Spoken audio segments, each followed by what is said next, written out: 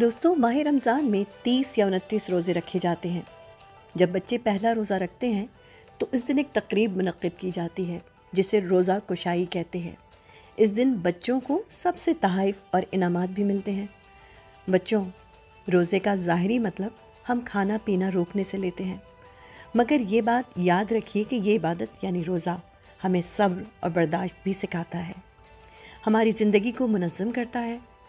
روزے کی حالت میں تمام برے کاموں سے خود کو روکنا ہوتا ہے، مثلا جھوٹ، لڑائی، چوری وغیرہ۔